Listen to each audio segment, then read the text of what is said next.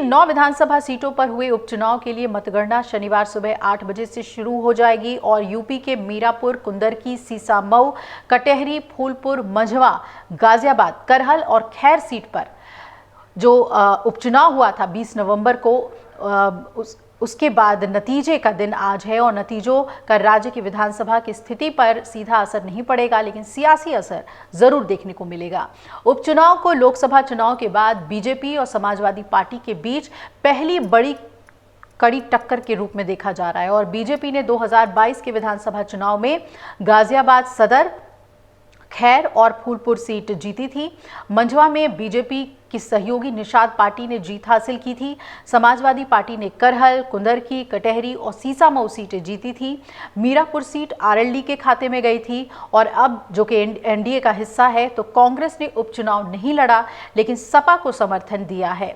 बसपा ने सभी 9 सीटों पर स्वतंत्र रूप से चुनाव लड़ा, जबकि एआईएमआईएम की बात करें तो वो गाजियाबाद, कुंदरकी और मीरापुर में उसने अपने उम्मीदवार उतारे। वहीं आजाद समाज पार्टी ने भी सीसामऊ को छोड़कर सभी सीटों पर चुनाव लड़ा है।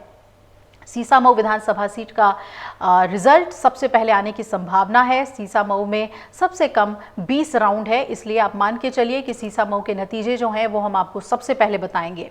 कुंदरकी, मंझवा, करहल, फूलपुर में सबसे ज़्यादा 32 राउंड की काउंटिंग होगी और इसके अलावा अगर चुनाव के हम मुकाबले की बात करेंगे तो बटोगे तो कटोगे, इस नारे की असल परीक्षा इस उपचुनाव में है और यूपी उपचुनाव में बीजेपी और सपा के बीच सीधा मुकाबला बताया जा रहा है। 9 सीटों पर हुए उपचुनाव को 2027 में होने वाले विधानसभा चुनाव से पहले सेमीफाइनल के तौर पर इसे देखा जा रहा है, इसलिए बहुत ही महत्वपूर्ण है।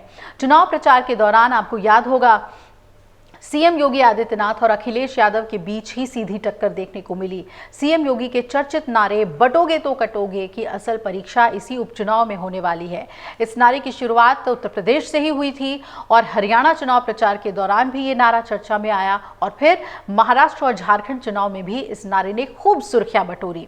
उपचुनाव में अखिलेश यादव की साख भी दांव पर है। उनके पीडीए फॉर्मूले को अग्नि परीक्षा से गुजरना है। क्या अखिलेश लोकसभा चुनाव में मिली सफलता को पीडीए फॉर्मूले के जरिए फिर से दोहरा पाते हैं या नहीं, ये देखना बहुत ही दिलचस्प होगा।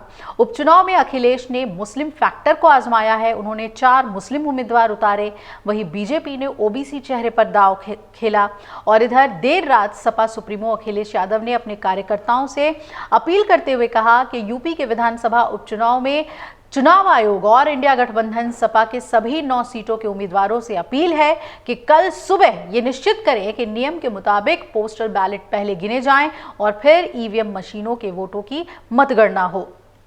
सभी पूरी तरीके से मुस्तैद रहें और किसी भी तरह की गड़बड़ी होने या उसकी आशंका होने पर चुनाव आयोग हमें सूचित करें।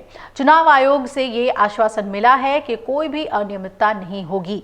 जीत का प्रमाण पत्र लेने तक पूरी तरह सचेत, सजग और सावधान रहें। 20 नवंबर को उत्तर प्रदेश के मीरापुर विधानसभा सीट पर हुए उपचुनाव में जमकर हंगामा बरता था। आपको याद होगा किस तरीके से हंगामा हुआ था, जिसमें उत्तर प्रदेश की राजनीति गर्मा गई थी।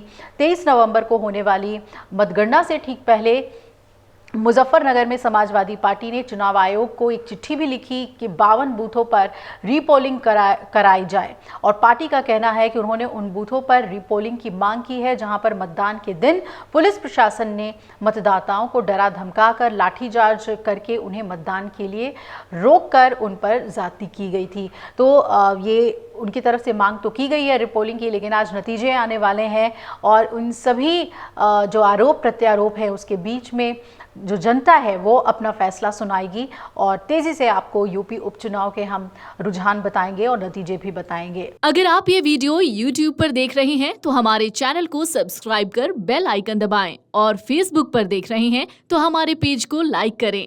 8 मिलियन प्लस सब्सक्राइबर, आपके इस भरोसे के लिए बहुत धन्यवाद।